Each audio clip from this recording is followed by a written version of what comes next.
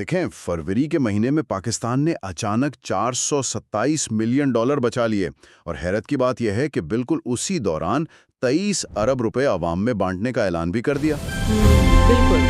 और बज़ाहिर तो ये ऐसा लगता है जैसे कोई लॉटरी निकल आई हो। हाँ, लेकिन मईशत में लॉटरियां नहीं निकला करती। मतलब उसके पीछे आदादो शुमार की एक पूरी साइंस है। कुछ बहुत सख्त फैसले हैं और कुछ ऐसी कहानियां हैं जो आम खबरों की सुर्खियों में कहीं दब जाती हैं। और मैं समझती हूँ कि यही वो तज़ाद है जो इस सूरत हाल को इतना ज़्यादा दिलचस्प बनाता है। मतलब एक तरफ हुकूमत इतनी मोहतात है कि डॉलर बचाने के लिए इंपोर्ट्स पर सख्त पहरे बिठा रही है, सही। और दूसरी तरफ 23 अरब रुपए का एक बहुत बड़ा रिलीफ पैकेज मार्केट में फेंक रही है। कोई भी आम आदमी सोचेगा कि ये दोनों चीज़ें एक ही वक्त में कैसे हो सकती हैं। बिल्कुल। और इससे भी अहम सवाल ये है कि क्या ये मईशत के ठीक होने की कोई पक्की अलामत है या सिर्फ वक्ती दबाव से निमटने का एक तरीका। अच्छा, आज की तारीख 16 मार्च 2026 है और हमारे सामने मोहम्मद फारूक राशिद का एक बड़ा दिलचस्प और गहरा तिज्जाती कॉलम मौजूद है। इसका उन्वान है पाकिस्तान की माशी इस्तेहकाम की राह और अवामी रिलीफ। हम अमूमन सुनते रहते हैं कि भाई मईशत के इशारे बेहतर हो रहे हैं या ज़र मुबादला के ज़खायर बढ़ा रहे हैं। जी, वो रिवायती खबरें। बिल्कुल। लेकिन हमारा आज का मकसद ये देखना है कि इस बड़ी माशी सतह पर होने वाली तब्दीलियों का, यानी इस मैक्रो इकोनॉमिक्स का, सड़क पर चलने वाले इस आम इंसान पर क्या असर पड़ता है जो रोजाना अपनी बाइक में पेट्रोल डलवाता है। सही बात है। क्या ये करंट अकाउंट सरप्लस और ये 23 अरब की सब्सिडी किसी तवील मुद्दती इस्तेहकाम की नवीद है या ये बस एक आर्जी खुशी है? ठीक है, आइए इसे खोल कर देखते हैं। अच्छा, यहाँ जो सबसे हैरानकुन बात है वो ये है कि स्टेट बैंक की जो ताज़ा तरीन आदादो शुमार इस कॉलम में पेश किए गए हैं वो वाकई चौंका देने वाले हैं। मतलब जनवरी 2026 में हमारा करंट अकाउंट सरप्लस महज $68 मिलियन था और फरवरी में ये छलांग लगाकर सीधा $427 मिलियन तक पहुंच गया। वाह, ये तो बहुत बड़ा जंप है। बिल्कुल, ये गुज़श्ता पूरे एक साल की बुलंद तरीन सतह है। जो लोग माइशत को रोजमर्रा की बुनियाद पर फॉलो करते हैं उन्हें अंदाजा है कि ये जंप कितना गैर मामूली है। वाकई, मतलब 68 मिलियन से सीधा $427 मिलियन, इतनी बड़ी जस्त कैसे मुमकिन हुई? क्योंकि देखें, जाहिर है रातों रात तो हमने कोई नया तेल का कुआं दरियाफ्त नहीं कर लिया। जी हाँ, कोई जादू तो नहीं हुआ। हाँ। माखद के मुताबिक इसके पीछे कुछ मखसूस महर्रिकात हैं। सबसे पहले तो बरामदात यानी एक्सपोर्ट्स का जिक्र है कि फरवरी में बरामदात 2.48 अरब डॉलर तक पहुंच गईं। लेकिन मुझे यहाँ एक सवाल तंग कर रहा है। जी पूछिए। क्या हमारी फैक्ट्रियों ने अचानक डबल शिफ्टों में काम शुरू कर दिया है या ये सिर्फ रुपए के कदर में तब्दीली का नतीजा है? देखिए, ये सिर्फ रुपए की कदर का खेल नहीं है। रिपोर्ट के मुताबिक आलमी मंडी में कुछ मखसूस पाकिस्तानी मसनूआत की तलब में कदरे बेहतरी आई है। लेकिन इस $427 मिलियन के सरप्लस की पूरी इमारत सिर्फ एक्सपोर्ट्स पर नहीं खड़ी।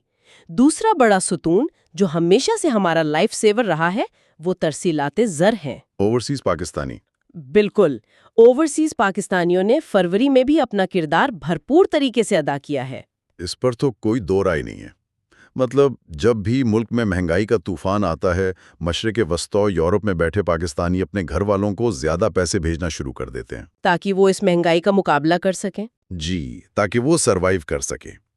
ये एक ऐसा जज्बाती और माशी कनेक्शन है जो पाकिस्तान की मईशत को हमेशा वेंटिलेटर से बचा लेता है। लेकिन मैं जानता हूं कि एक्सपोर्ट्स और तरसीलाते ज़र मिलकर भी इतनी बड़ी छलांग नहीं लगा सकते। असल कहानी कहीं और है। आपने बिल्कुल सही पकड़ा है। असल कहानी और तीसरा सबसे फैसलाकुन आमिल हुकूमत का दरामदात यानी इंपोर्ट्स पर लगाया गया सख्त कंट्रोल है।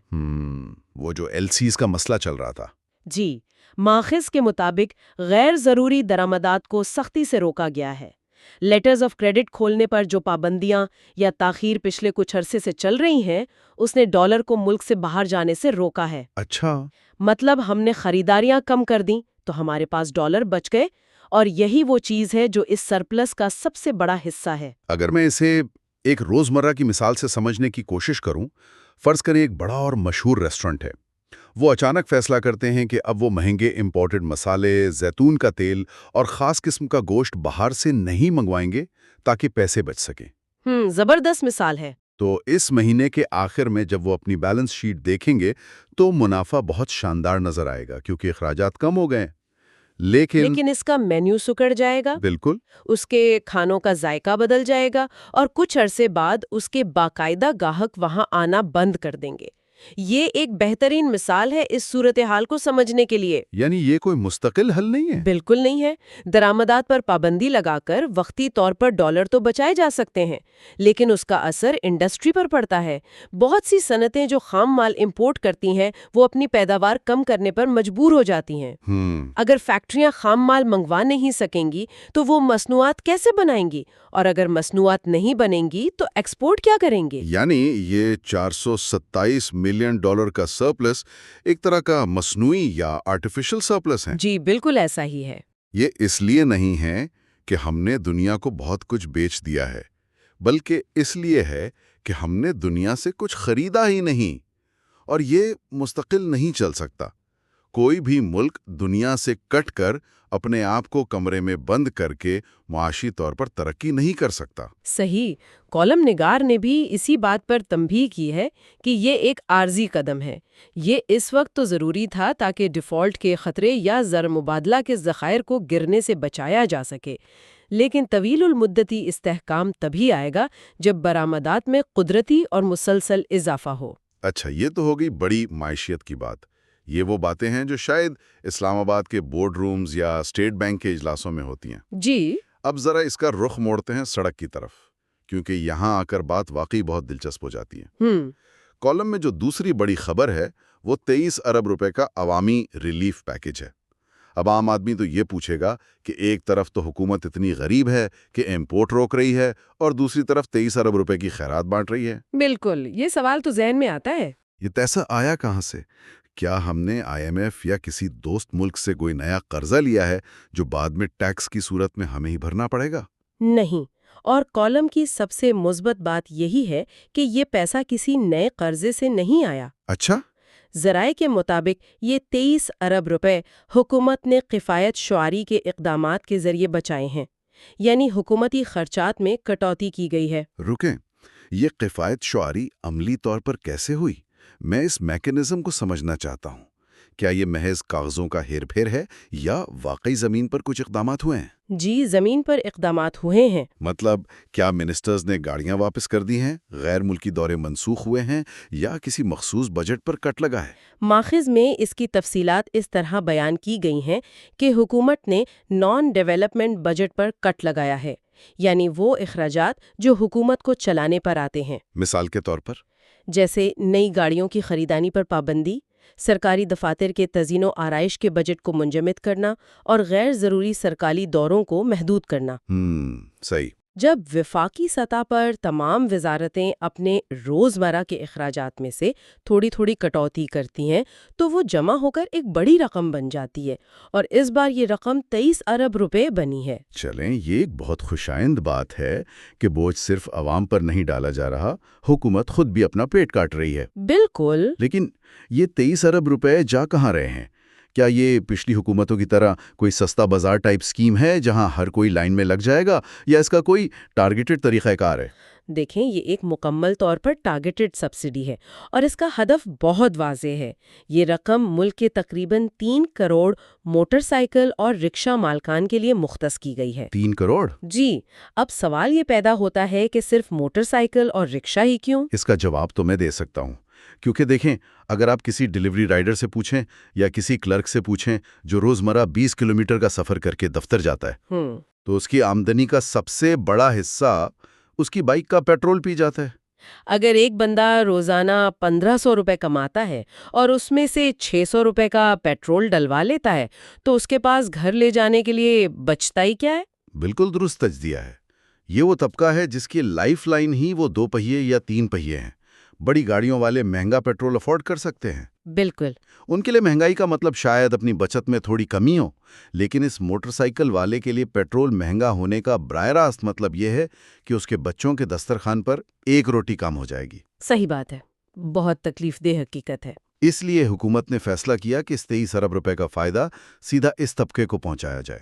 لیکن اب ہم آتے ہیں سب سے پیچیدہ اور اہم سوال کی طرف. اعلانات تو ہمارے ہاں ہمیشہ بہت شاندار ہوتے ہیں۔ جی وہ تو ہیں، لیکن یہ سسٹم کام کیسے کرے گا؟ ایک رکشہ ڈرائیور جو پیٹرول پمپ پر جائے گا تو وہ کیسے ثابت کرے گا کہ وہ مستحق ہے اور اسے سستا پیٹرول ملنا چاہیے، جبکہ اسی پمپ پر ایک مہنگی لگژری گاڑی والا بھی کھڑا ہوگا؟ یہ ایک عملی مسئلہ ہے۔ کیا ہمارے پمپس پر اتنا جدید نظام موجود ہے؟ کیونکہ ماخذ کے مطابق یہ رقم نقد نہیں دی جا رہی بلکہ پیٹرولیم ڈیلرز کو دی جائے گی۔ مجھے میکانزم ذرا سمجھائیں۔ دیکھیں، یہ واقعی ایک بہت بڑا لاجسٹک چیلنج ہے، اور ماخذ نے اسی لیے بے نظیر انکم سپورٹ پروگرام یعنی BISP کے ڈیٹا بیس کا ذکر کیا ہے۔ اچھا۔ منصوبہ یہ ہے کہ حکومت یہ 23 ارب روپے براہ راست آئل مارکیٹنگ کمپنیوں کو ادا کرے گی۔ اب پمپ پر اس کی تقسیم کا طریقہ کار یہ تجویز کیا گیا ہے کہ اسمارٹ فون ایپس یا پوائنٹ آف سیل مشینوں کے ذریعے سے کنٹرول کیا جائے۔ صحیح، وہ جو کارڈ والی مشینیں ہوتی ہیں۔ جی بالکل، تو مستحق افراد جن کا ڈیٹا BISP کے پاس ہے، جب وہ اپنا شناختی کارڈ نمبر دیں گے یا ان کے پاس ایک مخصوص OTP آئے گا تو سسٹم تصدیق کر دے گا کہ یہ شخص اس سبسڈی کا اہل ہے۔ یعنی وہ پمپ پر موجود مشین براہ راست BISP کے سرور سے بات کرے گی، بالکل۔ اور وہاں سے ویریفائی ہونے کے بعد پمپ والا اسے رعایتی ریٹ پر پیٹرول دے گا، اور باقی جو فرق ہے وہ حکومت اس آئل کمپنی کے کھاتے میں ڈال دے گی۔ جی، میکانزم یہی ہے۔ BISP کے ڈیٹا بیس کو استعمال کرنے کی سب سے بڑی وجہ یہ ہے کہ یہ پچھلے 15 سالوں میں بہت فلٹر ہو چکا ہے۔ اس میں جو جعلی مستحقین کی تعداد تھی اس کو ٹیکنالوجی کی مدد سے کافی حد تک ختم کیا جا چکا ہے، اس لیے یہ نسبتاً ایک شفاف طریقہ ہے۔ منطقی لگتا ہے، لیکن بھائی اس کے لیے انٹرنیٹ، پمپ مالکان کی ایمانداری اور سسٹم کے کریش نہ ہونے کی شرط موجود ہے۔ وہ تو ہے، پاکستان میں ٹیکنالوجی کے اپنے مسائل ہیں۔ خیر، یہ دیکھنا ہوگا کہ جب یہ عملی طور پر لاگو ہوتا ہے تو اس میں کتنی رکاوٹیں آتی ہیں۔ اچھا، کالم میں ایک اور دلچسپ پہلو کا ذکر ہے، اور وہ ہے اس پیکج کی ٹائمنگ، عید الفطر کا قریب ہونا۔ جی، اور یہ کوئی معمولی بات نہیں ہے۔ تہواروں کے موقع پر مائکرو اکانومی بالکل مختلف طریقے سے برتاؤ کرتی ہے۔ عید کے قریب ہر گھر کے اخراجات بڑھ جاتے ہیں، کپڑے بنوانے ہیں، مہمانوں کی توازہ کرنی ہے، بچوں کے لیے کچھ نیا خریدنا ہے۔ بالکل۔ ایک ایسے وقت میں جب مہنگائی پہلے ہی عروج پر ہو، عید کے اضافی اخراجات اس نچلے طبقے کی کمر توڑ سکتے ہیں۔ اس مخصوص وقت میں یہ جو پیٹرول پر رعایت ملے گی، اس سے بچنے والے 200-300 روپے روزانہ جمع ہو کر اس خاندان کو کم از کم عید کی شاپنگ کے قابل بنا سکتے ہیں۔ زبردست۔ یہ ایک طرح کا سائیکولوجیکل اور معاشی شاک ایبزاربر ہے۔ تو اس سب کا مطلب کیا ہے؟ ایک طرف ہم نے امپورٹ روک کر $427 ملین بچا لیے، دوسری طرف اپنے خرچے کم کر کے 23 ارب کی سبسڈی دے دی۔ کیا ہم نے معیشت کی جنگ جیت لی ہے؟ نہیں، اتنی جلدی نہیں۔ میں ذرا یہاں ایک تلخ سوال کرنا چاہوں گا۔ کیا یہ سبسڈی محض ایک پین کلر یا دردکش دوا نہیں ہے؟ مطلب فرض کریں کسی کا ایکسیڈنٹ ہوا ہے، اس کی ہڈی ٹوٹ گئی ہے، آپ اسے ہسپتال لے جانے کے بجائے ایک ہیوی ڈوز پین کلر دے دیں۔ وہ وقتی طور پر مسکرانے لگے گا، شاید اس کا درد غائب ہو جائے، لیکن ہڈی تو ابھی تک ٹوٹی ہوئی ہے۔ کیا ہم صرف علاوتوں کو نہیں دبا رہے تاکہ وقتی واہ واہ ہو سکے؟ اگر ہم اسے بڑے تناظر میں دیکھیں تو آپ کا یہ استدلال معاشی حقیقت کے بالکل قریب ہے۔ اچھا۔ اور فاروق راشد صاحب کا کالم بھی اس بات کو نہیں چھپاتا۔ معاشی ماہرین کا اس پر مکمل اتفاق ہے کہ سبسڈیز معیشت کے بنیادی اور سٹرکچرل مسائل کا حل ہرگز نہیں ہے۔ تو پھر یہ کیا ہے؟ یہ واقعی ایک پین کلر ہے۔ دیکھیں، مریض کو صدمے سے نکالنے کے لیے پین کلر دینا ضروری ہوتا ہے، لیکن اگر آپ اسے علاج سمجھ لیں تو وہ مریض کبھی اپنے پیروں پر کھڑا نہیں ہو سکے گا۔ تو پھر اصل علاج کیا ہے؟ ہم کب تک یہ پین کلرز کھاتے رہیں گے؟ میں مانتا ہوں کہ ابھی یہ ریلیف دینا ضروری تھا، لیکن اس سائیکل کو توڑنے کا کوئی طریقہ تو ماخذ میں ڈسکس ہوا ہوگا؟ جی ہاں، اور وہ طریقہ انتہائی بنیادی اور طویل المدتی نوعیت کا ہے۔ وہ کیا ہے؟ اصل علاج یہ ہے کہ لوگوں کی قوت خرید کو مصنوعی طریقے سے بڑھانے کے بجائے اتنے معاشی موقع پیدا کیے جائیں کہ ان کی اپنی آمدنی میں قدرتی اضافہ ہو۔ کالم میں واضح کیا گیا ہے کہ ہمیں اپنی برآمدات کو صرف ٹیکسٹائل اور زراعت تک محدود رکھنے کی روش بدلنا ہوگی۔ یعنی ہم اب بھی کپاس اور دھاگے پر بیٹھے ہیں، دنیا آرٹیفیشل انٹیلیجنس، سیمی کنڈکٹرز اور سافٹ ویئر بیچ رہی ہے، اور ہم ابھی تک سستی لیبر اور خام مال کے سہارے ایکسپورٹ بڑھانے کے خواب دیکھ رہے ہیں۔ بالکل ایسا ہی ہے، اور یہی مستقبل کا لائحہ عمل ہے۔ کالم نگار زور دیتے ہیں کہ اگر ہمیں واقعی پائیدار استحکام چاہیے تو جدید ٹیکنالوجی، ریسرچ اور تعلیم پر سرمایہ کاری کرنی ہوگی۔ صحیح۔ صنعتی بنیاد کو وسیع کرنا ہوگا۔ جب ہمارے نوجوان انڈسٹری میں ویلیو ایڈڈ پروڈکٹس بنائیں گے تب جا کر وہ ایکسپورٹ بڑھیں گی جو کسی امپورٹ بین کی محتاج نہیں ہوں گی۔ بالکل صحیح۔ اور تبھی روزگار کے وہ مواقع پیدا ہوں گے جہاں کسی شہری کو حکومت سے 23 ارب روپے کے پیکج کا انتظار نہیں کرنا پڑے گا۔ یہ بات بالکل منطقی ہے۔ مطلب کسی بھی ریاست کی کامیابی اس بات میں نہیں ہے کہ وہ کتنے کروڑ لوگوں کو کامیابی سے خیرات یا سبسڈی بانٹ رہی ہے، یہ بالکل، بلکہ اس بات میں ہے کہ کتنے لوگ اتنے خود کفیل ہو گئے ہیں کہ انہیں حکومتی امداد کی ضرورت ہی نہیں رہی۔ اور اسی لیے آج کا یہ تجزیہ ایک محتاط امید پر ختم ہوتا ہے۔ کرنٹ اکاؤنٹ سرپلس اور ریلیف پیکج دونوں مل کر یہ ثابت کرتے ہیں کہ اگر حکومت چاہے تو فیصلے لے سکتی ہے۔